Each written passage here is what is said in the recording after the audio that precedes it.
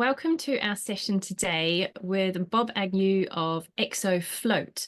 Now we're going to dive in and learn a bit more about float therapy. Welcome, Bob. Hello. Could you, for starters, help us understand what is float therapy? Basically, float therapy is where you lie in a bath of salty water, which means you don't sink. It's actually denser than the Dead Sea at skin temperature. And within a few minutes, you feel as though you are floating weightless in air. You lose all sensation of where the body ends and the water starts, if you're with me. Because the human body only senses temperature when there's a difference. Amazing. It's been around for a long time, actually, about 50 years. It's medically proven. There are about 300 scientific reports, and it solves and makes quality of life better for a lot of instances. You have never relaxed like you do in a float tank. And the phrase that we've heard that sums it up to the best is that an hour in a float tank and you come out feeling as though you've had the best 10 hours sleep of your life. Oh, well, that sounds perfect. So other than feeling like you've had a great sleep, what are the other benefits one can expect to have from a float session? Basically, if you've got any medical issues or mobility issues, injuries, that sort of thing, because it takes all the load off the body. So most people actually grow when they're in a float tank because it releases all the muscle tension in your spine. But you get lots of other benefits. People with MS find it helpful. People with fibromyalgia, it helps them. We've had cancer patients in our float centers it gives them an hour without pain. Wow. One of the most interesting people who find them are pregnant ladies who certainly in the last few months of their pregnancy, it takes all the load off their bodies. And we've had people reporting that in the last month or so, they can actually hear the baby's heartbeat in the water. Wow. Oh, that sounds incredible. Now, so how often should people have a session then? Really, whenever they like. We've had people who float every week. I've heard of people who float every day, but I think that's a bit excessive. Quite often people will float a week, 2 weeks, that sort of thing, or when they feel stressed and they want a bit of a break. And how long does a session last? The most popular sessions are about an hour. Okay, great. But you can do shorter or longer? You can do shorter or longer. We have had people who wanted to float all night. But you are so relaxed that I think you must be completely out of it if you float for more than a few hours. But our pods as standard is everything from 45 minutes up to 2 to 3 hours. Now, not all float tanks are equal, are they? What is special about your float tanks? Traditional float tanks store the solution in the pod or in the tank. Ours doesn't. We used to manufacture the pods for one of our major competitors. I won't give you their name, which is a traditional float tank. Nice product, works quite well, but it is traditional. And the biggest issue with most float tanks that the float centers get asked is, am I lying in somebody else's dirty water? The problem with that is that if you're strictly honest, in a traditional float tank, yes, you are. To give you an idea, they have systems where they work a little bit like a hot tub. They take a bit of solution out of the pod, they filter it, sterilize it, put it back in the pod. And if you keep doing that, the idea is if you have a pump that, for example, pumps at, let's say, 200 liters a minute, and you've got 800 liters in the pod, the theory is that in 4 minutes it will clean all the solution. Right. It doesn't actually happen because you can tell it doesn't happen because most traditional float tanks, they recommend that you change the solution every anywhere between 6 months and 18 months because skin particles and things build up in the water because the filtration system doesn't work. The only way you can guarantee to clean the whole solution is to do what we do, which is empty the entire tank between every single customer. So we guarantee that you filter and clean the solution between every customer.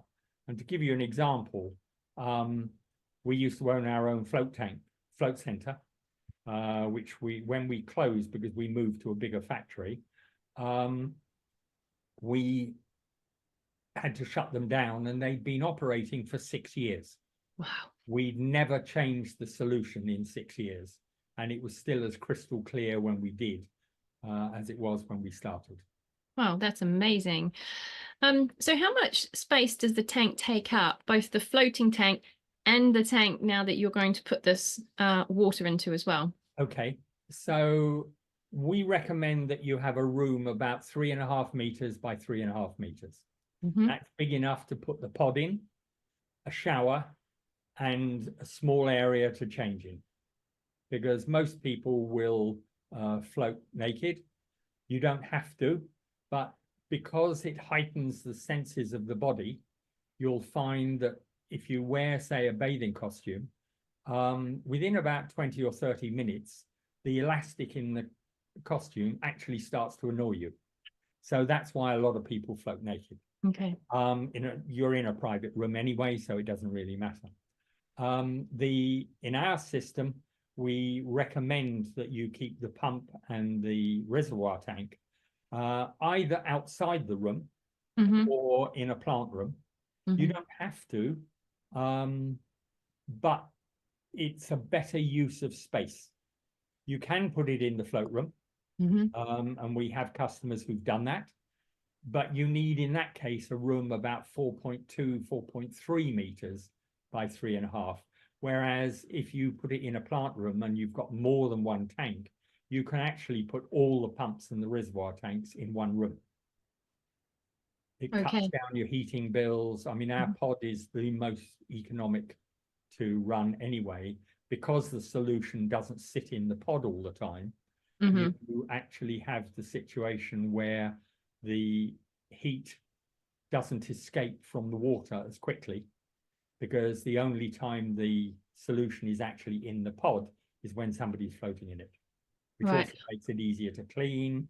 People like it. We never used to get asked, am I floating in somebody else's dirty water? I'm not sure I'm going to be able to keep this to 10 questions. I have so many more questions.